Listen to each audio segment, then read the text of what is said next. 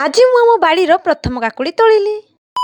तो सांग मैंने आपण मैंने मो पूरा वीडियो देखते आम बाड़ी काकुड़ी गछ लगा जाइतिला। आउ से काकुड़ी गछ बढ़िबा परे सेतिरे पोक लागि जाइतिला। मो बापा से काकुड़ी गछ जेमति पोक लागिबनी सेतमे सार स्प्रे करथुले।